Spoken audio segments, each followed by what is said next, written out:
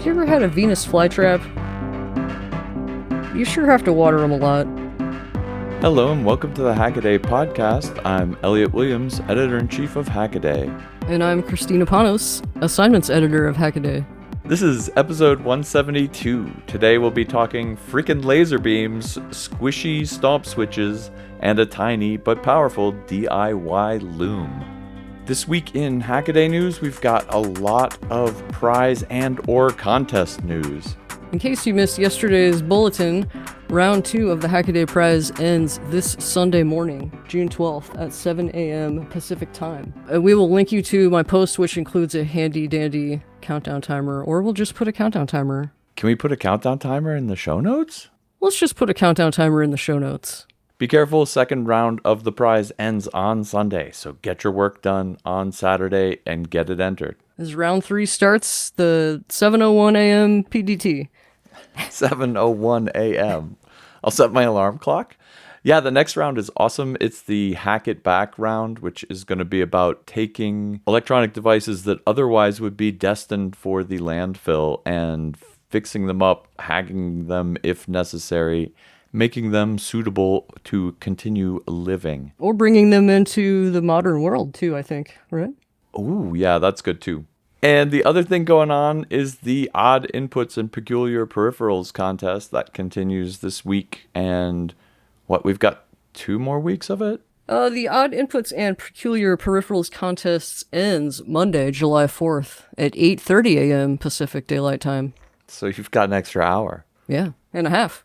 Like I said, I'm on vacation, so there's no What's That Sound this week because next week I'll actually be flying home during podcast time, and Tom Nardi will be taking over the helm. I think he's working up some kind of wonderful audio pastiche, but we'll all have to see what that's going to be about next week. So What's That Sound is on hold for a little bit. In trade, I've got a tiny bit of vacation news. I went down by the library yesterday, and at the recommendation of my dad, who said they have an awesome hackerspace there in the library, and it's true. Building 61 is one of these kind of new wave of makerspace / hackerspaces that is in a public library. And they have fantastic laser cutters. They've got a giant, 5-foot by 8-foot ShopBot CNC router that's super popular. They've got a full wood shop. Is this at the main library that has the big glass ice cream cone front solarium thing going on? Yeah, I think so, actually. I've been to that library. I don't think they had a makerspace at the time, though. They might not have. I think it's fairly new. I think it's the last few years. It's squirreled around in the back. I talked to the guy who runs it, Zach Weaver. We had a really good time, actually. He's really a great guy. It's juggling all of this and having it be completely open and being able to train people on kind of otherwise dangerous machines. And that's really sounds like a really, really fun job. He's having a good time with it. Yeah, our library, well, on the Kansas side, the library that has a makerspace, it seems like they hire an artist in residence. And awesome. They're committed for 4 to 6 weeks or 8 weeks maybe to basically run the makerspace and teach people and help anybody, but then they can do their stuff in their free time. Yeah, I guess I left the States before this became really, really popular. I know we had one starting up in Washington, D.C., 10 years ago when I left now, and it was really kind of cutting edge back then, but it seems like this idea that makerspaces belong as kind of public resources in public libraries is kind of catching on all over the place, and I think that's just awesome. Oh, totally. Definitely. I wish we had... Have you heard of these libraries that have a bunch of objects that you can rent? If you need a blender or a chainsaw or... Oh, no way. And they'll just... Go in and check out a chainsaw. Yeah. Well, I don't know if they have chainsaws, but things of that nature. I'm trying to figure this out, trying to wrap my head around it a little bit. And the problem with libraries is kind of now that information is so everywhere and widespread, and you want to check out a book, you can download a book or you can read it online or whatever. And so that kind of old function as the central meeting place for going to get knowledge is kind of fading out, at least for public libraries. I'm not saying it's not cool to go check out a book so you have a book to read. I still like reading books. But, that kind of old, Library of Alexandria, kind of repository of all knowledge function is kind of fading away. And I think it's interesting then that they've kind of turned toward the physical things that we can kind of share with each other and help each other with. And I think it's really neat. Just while I was there, you would watch people kind of working with each other. Yeah, it's like any other hackerspace, really. But it's kind of an interesting idea to change the kind of focus from being about, books and reading, and you go there and you ask the reference librarian what you know about XYZ, to being now you go there and, you ask Zach what he knows about CNC milling, this particular part to fit in your van or whatever. It's just really cool. Yeah, they've gone from, be quiet places to make noise. And how that shopbot was howling. They do have the makerspace pretty far away from everything else at the central library. But yeah, it's I've noticed, since I was a kid, I feel like the library is a lot louder. And really probably the computer labs started that. Yeah. Well, to an extent. Yeah, for sure. And then before that, people typing on card catalog computers instead of rifling through the card catalog. If only they had quieter keyboards. Yeah. Anyway, I think it's really neat, and it's kind of fun as an American who's coming back to America to see this change happening, kind of from afar. Those of you who are normal old American listeners are probably out there thinking, yeah, this dude's missed the hackerspaces in libraries revolution. Yeah, maybe I have. But it's kind of cool to see it happening. Well, I'm glad they're back open. I went in with my family, and my son was most amazed by a woman in there who was out of foam, was laser cutting out scales for a kind of cosplay gauntlet thing that she was making. And it was just fantastic. And 8-year-old son is like, oh, that's going to be cool. So good fun. Did they have any sewing machines? They did. They had 2 or 3, actually. Good. Yeah. And screen printing for T-shirts. That was actually, they were running a class on screen printing right when I was there. And so people were resizing black and white artwork and then exposing it and actually doing the printing too, all at the same time, kind of, before our very eyes. And my son was like, ooh, I want to come in and do that too. Nice. I don't know. All sorts of cool stuff you could do. Good people. Looked like a really, really great scene. All right, let's talk some hacks. Okay. I could talk about this all day, though, but we got to pay the bills here. Let's start off talking hacks with a hacky hack. This is anyone can be the master of this master lock safe. This is a bit of security research by Etienne Celan. Basically, this is one of those keypad entry safe things. You can pull the keypad off by undoing a single screw, and then you can pull the keypad out. It's got a little microcontroller on it, talks to the keypad, and then talks to the unit inside that opens the lock itself. The idea here was that Etienne sniffed the various lines that connect the keypad module with the internal module, noticed that it was just speaking simple UART, and then a little bit of signals analysis, figured out that there's a checksum involved and stuff like that. Basically worked on the protocol a little bit, but also discovered that there is a reset command. Etienne then went on to make a really cute device that basically just plugs into some test pins on the board and sends this reset command to the internal controller. And so basically you just undo this one screw, open it up, connect to it, and boom, the lock is unlocked really quick. I think what's super cute about this hack is that Etienne built the proof of concept device. It's written in Arduino. It's really not very difficult. But Etienne built this device into a highlighter case, which kind of puts a new spin on pen testing. Get a highlighter pen. Anyway, it's a cool hack. It's actually a really simple hack. I think MasterLock is not expecting people to take the front keypad off and talk directly to the microcontroller inside. But then Etienne took it one step further and actually fixed it by making his own inner board that then won't respond anymore to the reset all things command. And I think he programmed in some one-time pass functionality into it. So it can do it, but it's not like a fixed code. Rather, it's a rolling code. So I think he's got a nice, basically better security version of this lock himself. It's all up on GitHub, so if you want to fix up your own lock, you can. I don't know that I'm really worried that much about ninjas coming in with screwdrivers and little UART tools on a lock in my basement. But, it's definitely a security vulnerability, and it's definitely a fixable one. Stranger things have happened. Probably. Somewhere. Not to me. Probably. All right, for my first hack this week, I chose surprisingly stompable soft switches.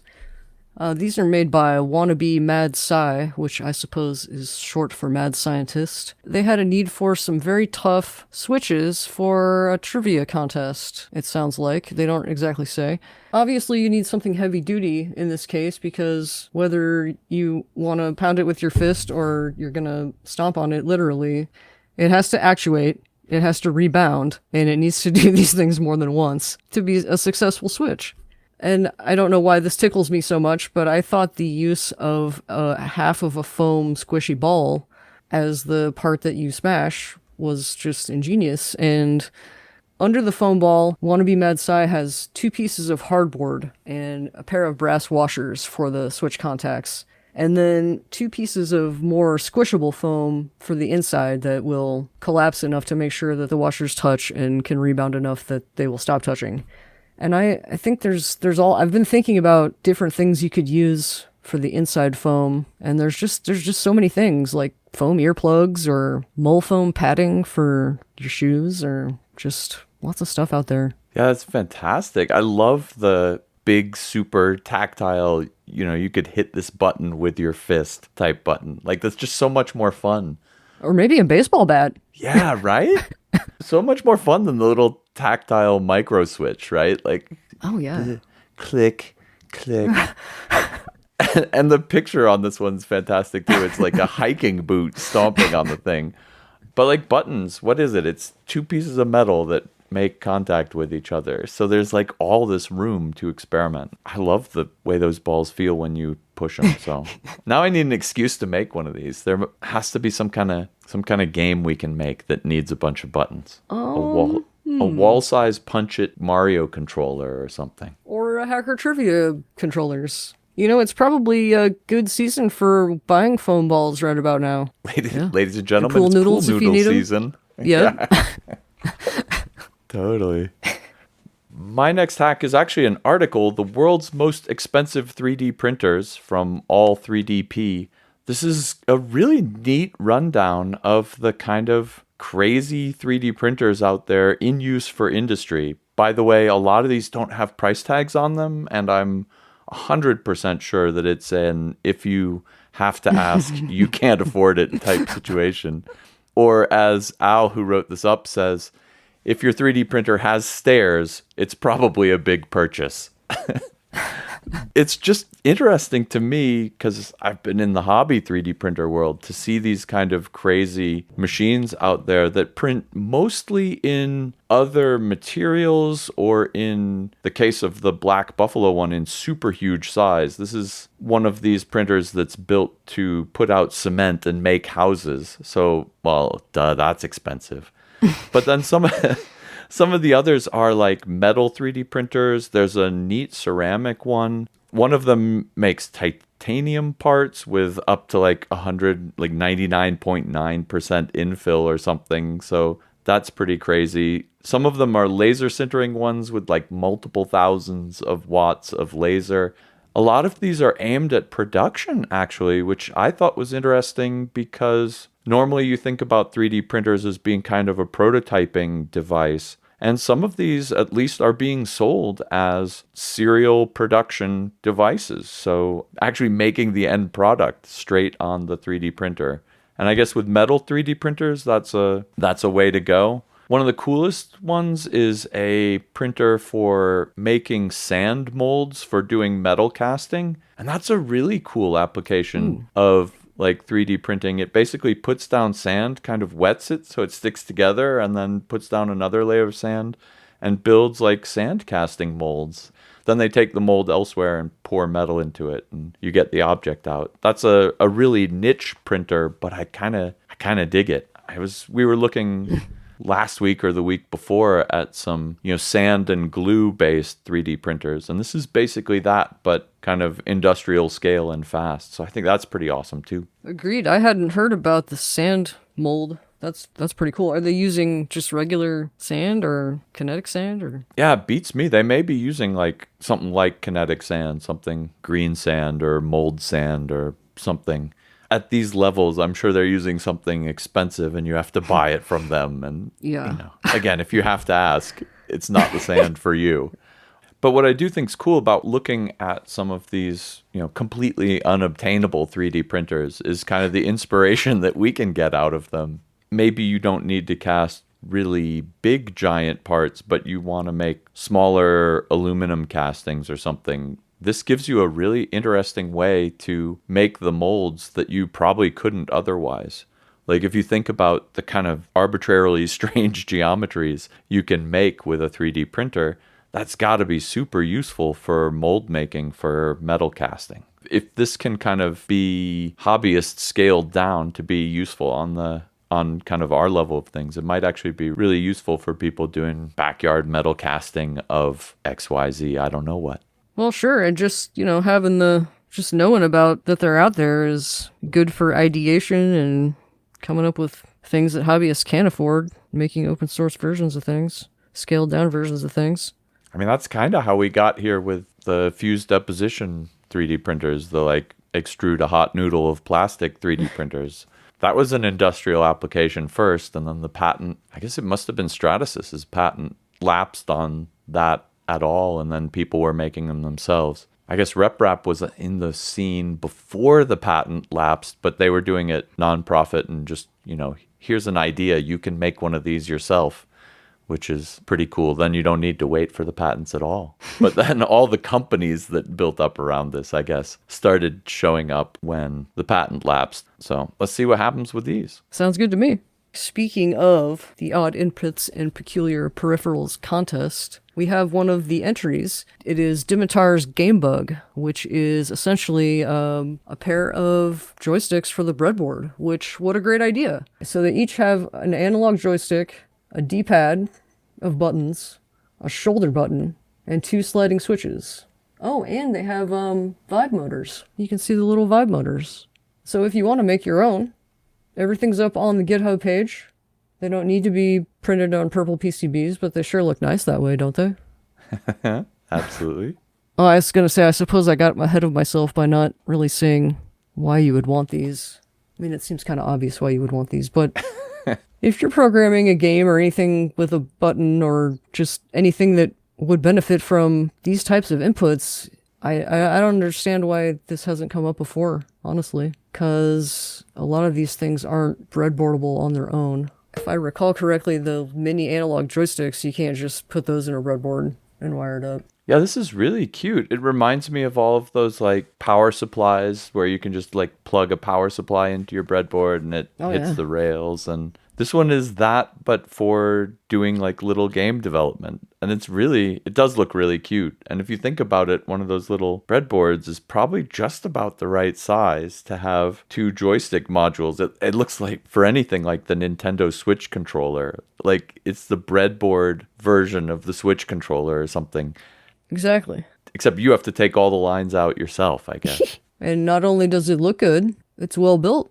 It has a Schmidt trigger-based debounce circuit and a motor driver chip for stable current to the haptic motors. And of course, there's an RGB LED. I'm trying to figure out where you connect to these things, where and or how you connect to these things.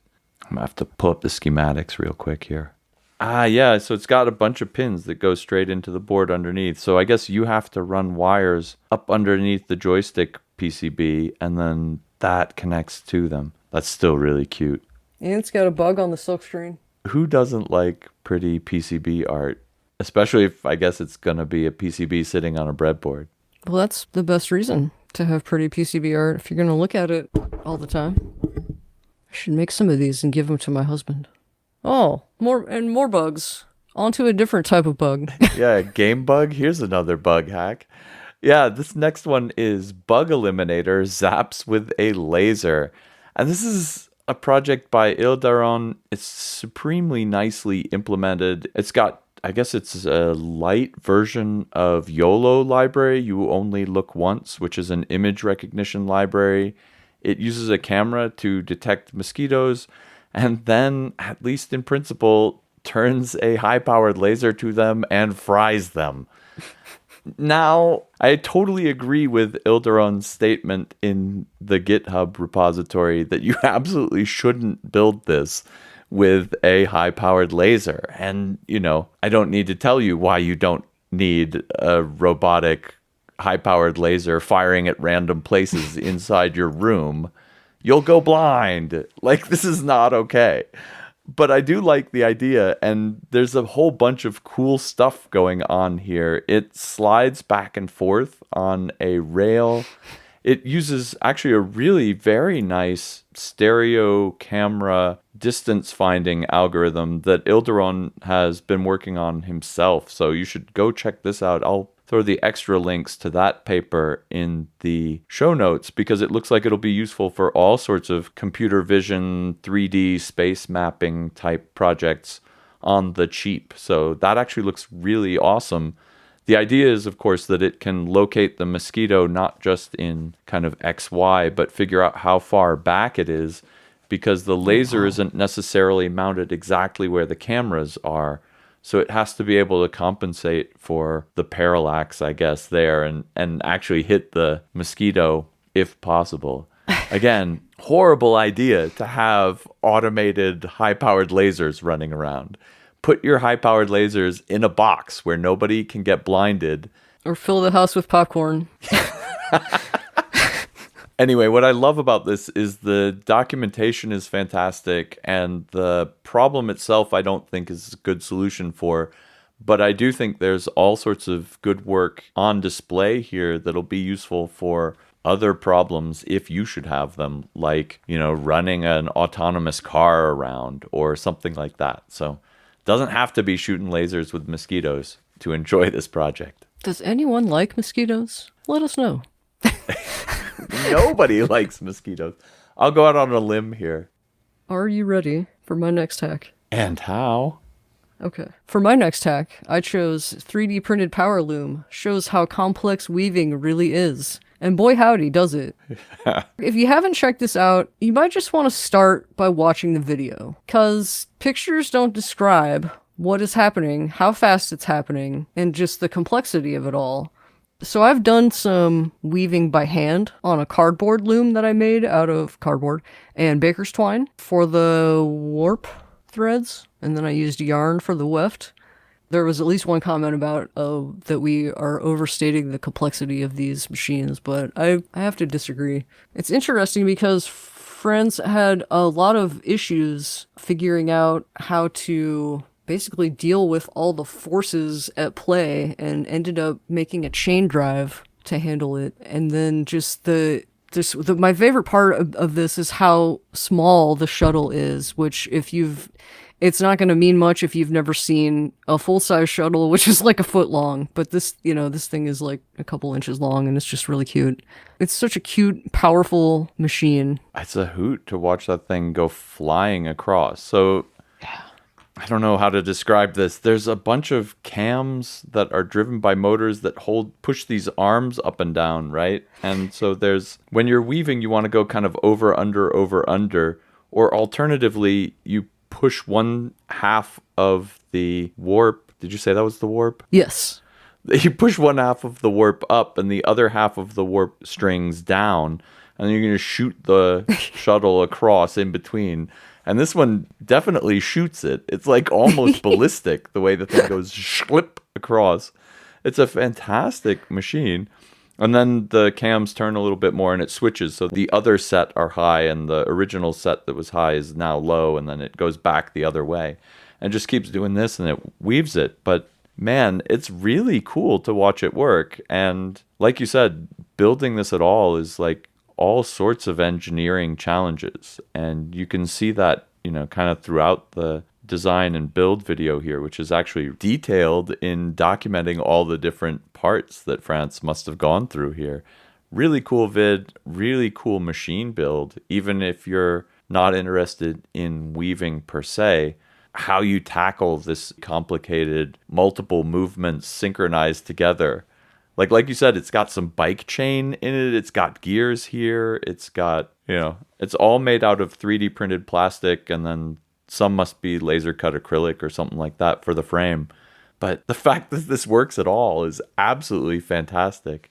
And the fact that it works as well as it does, obviously, is pretty cool. I want one. It's so complicated, though. Jeez. 3D printer gets you most of the complicated parts, and then it's just probably hours of assembly. I have to machine some aluminum and stuff. I can't do that. Or tap out the rods, like the one that's got its finger on in the main picture, then the other rod in the back, the corresponding rod. Those are just aluminum rods bought at the hardware store. Okay. Well, I remember you have to tapping out something. He definitely did, and there is some metal work going on here. But I bet if you didn't have a lathe in your basement, you would be able to improvise your way around almost all that. I declare. Gauntlet thrown. And with that, let's roll into quick hacks. Man, I didn't mean to throw a gauntlet.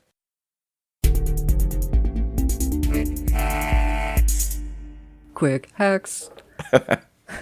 My first quick hack this week comes from Fez and his YouTube channel, Fez Electronics. This is LTSpice tips and a long tutorial. Fez makes a bunch of kind of deep electrical engineering YouTube videos. This is another in that series. LTSpice is a simulation language for electrical circuits, and I guess it's fairly old. It's a little bit cumbersome to use. It's got lots of tips, tricks, and pitfalls, and he goes through a lot of these here. If whatever other simulation you're using doesn't cut it, LTSpice probably will. So if you need to get into it, here is a good tutorial to get you most of the way there. Next up, a breath of fresh air for some arcade classics. This is a sweet little micro game project by Caden Kehe that takes the Altoids tin meme and makes it even smaller. This is using one of those Altoid Smalls cases, a Raspberry Pico, some switches, and an OLED screen to make a tiny portable video game console that you can program yourself with such classics as Snake or otherwise. I think it's a really sweet platform for some DIY gaming and programming. And last up, Eric Steiger had a Miele washing machine, a dishwashing machine that has a funny automatic detergent dispenser that dispenses just the right amount of detergent and no more. That sounds like a really great idea, but these come with these non-refillable cartridges that the company says are refilled with super special granulate that you can only get. And if you replace it yourself, you'll void your warranty and risk having, I don't know what, clumpy soap in your dishwasher? Who the heck cares? Eric didn't care. Eric drilled a hole in the thing, refilled it with his own dish soap, and covered it back up with a piece of painter's tape. This is the beginning of kind of a long experiment now. See if anything bad does happen, if the world explodes. You know it's because he refilled his detergent dispensing disc. I assume that's not going to happen, and this is just another case of a manufacturer trying to sell you a lot of plastic filled with a little soap for a lot of extra money. So good on Eric for doing the test for us. We'll check back with him in 6 months and see how it went. All right, for my quick hacks this week, first up is 3D printed protection against under-door attacks. Now, how terrifying would it be? You're in a hotel room, 1,000 miles from home, whatever, it's late at night, and you suddenly see this wire come under the door, come up, and aim for your door handle. Well, that's an under-door style attack, and it's completely plausible, and it happens. And when Michael Jerku found himself in a hotel room with a huge gap under the door, he decided to print a solution, which basically closes the gap between the end of the door handle and the door. And if you watch the video that Donald Papp links that shows this style of attack, you can see how it would not make it entirely impossible to do, but it would make it a whole lot harder, because it looks like you have to sort of swing the thing in an arc to catch the door handle, and unless you could aim for this narrow space in between the printed part and the where the door handle goes into the door, you're not gonna move it. So surely there are tons of things that you could do to wedge a chair under the door, whatever. But if you happen to have a printer with you or are near a hackerspace, you could do a lot worse than print a little piece of plastic to prevent an under-door attack. Next up is how to use Lego bricks for data storage. Michael Cohn is taking Legos and using them not unlike punch cards. Michael used a white stud plate and black 1x1s as punch cards. The white is 0 and black is 1, and it gets read by reflectance sensors, and they get slid along the the Lego train tracks, under the readout circuit. And then these sensors get read by an MSP430, and that gets transferred into a WDC board, which executes them as machine code instructions. In the video, it's all to blink an LED on the WDC board, but if this isn't one of the coolest ways to blink an LED, I don't know what is. For my third quick hack, the wonderfully weird wireframe Game Boy that actually works. KGSWS is someone after my own heart because they want to see the guts of things. We all know by now how much I love transparent things, see-through things. And this is a Game Boy circuit sculpture, essentially, and it works. You have to be a little careful with it. I got to thinking that it would be really cool if you could figure out a way to carefully encase it in resin so that you could still move the D-pad and the buttons and get the batteries in and out. That would be a nice way to protect it, but still obviously be able to see through it. That sounds like it would be hard to do.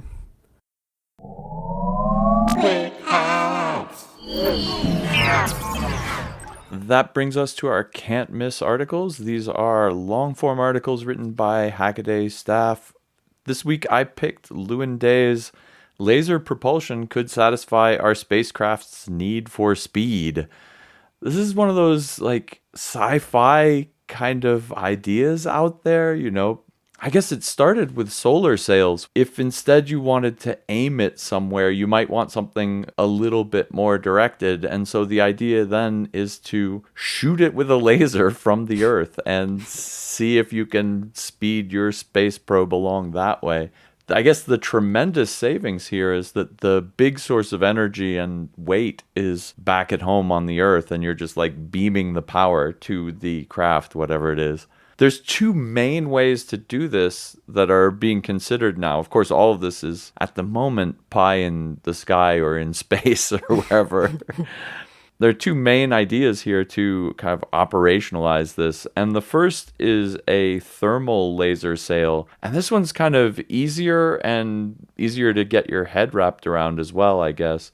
You have a big dish, for lack of a better word, on the vehicle that then captures all the laser light and heats up. And you use this to expand whatever it is you're using as a propellant. So you can kind of think of this a little bit like an old steam engine, right? Like you'd boil water, it would turn into steam, it expands and it pushes pistons. Only this just doesn't even bother with the pistons. It just pushes the hot steam out the back. Because the energy that makes the fuel expand comes from outside the ship, it's significantly more efficient for its weight, has a higher impulse than any of the like burn the stuff on board and that throws it out the back type rocket designs. So this is like aimed at medium-sized spacecraft for not very long distances, something like a trip to Mars. And again, because it's got a lot less weight, you can hit it from the Earth with your whatever 100 megawatt laser, and it will heat up whatever's on it, give it the propellant force, and get it to Mars fairly quickly. I love that Lewin mentions in this article, the one problem with laser thermal as a propellant is you can't really turn the thing around, aim it back at Mars, and stop very easily. So the tricky part here is going to be the landing, but I'm sure there's a way around that too, right? And here I thought we weren't condoning the use of high watt lasers. Yeah, right? I was just ranting about how crazy unsafe it is to shoot mosquitoes with lasers, and now I want to shoot space probes with them. It does not seem consistent. I think when you're talking about 100 megawatt laser, you're, I don't even know if these are intended to be earthbound or if they're trying to keep the lasers in orbit to push these things along.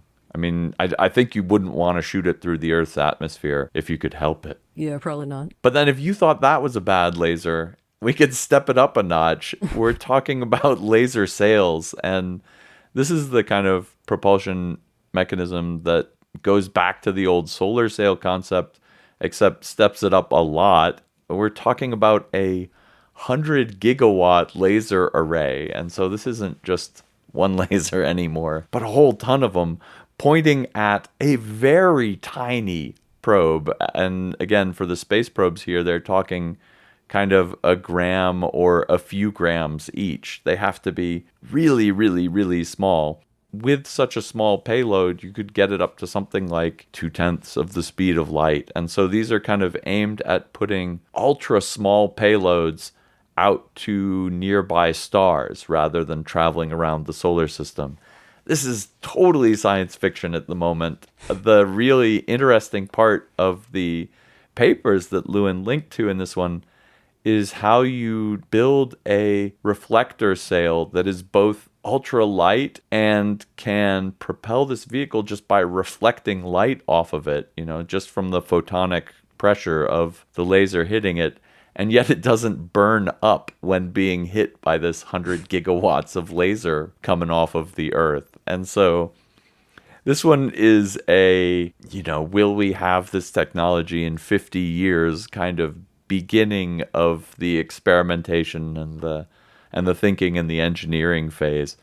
But it's kind of, I don't know, I think it's definitely the weirdest, spaciest idea I've ever heard for how to get tiny little lightweight bits of electronics off to nearby stars. I don't know, it's fun just to read about. For my can't miss article this week, I chose Jenny List's Outline 2022. Everyone should go to a demo party. So Jenny went to this weekend-long plus demo party and does a great job of encapsulating the experience.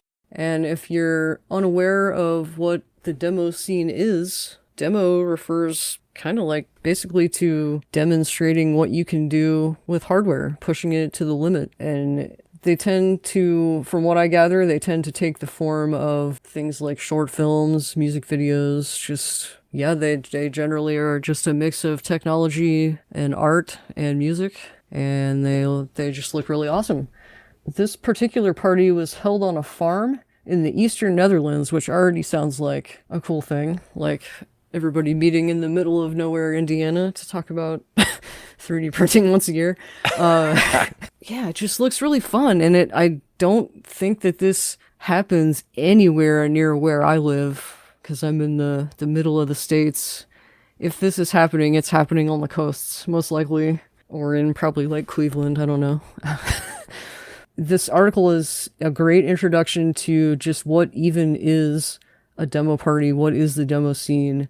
Jenny gives a lot of great examples that you can look at, and also links to the camp competitions, because everything was online. So if you still don't know what the demo scene is, and at this point you're too afraid to ask, start with this article. Yeah, I was looking. The demos, it really is kind of a European thing. Most of the big demo parties and etc. were taking place in Europe. So I'm actually looking through trying to see what's going on in the States. And there is too, in Kansas City, Missouri. Now that's not very far from you at all. Hey, and it's coming up.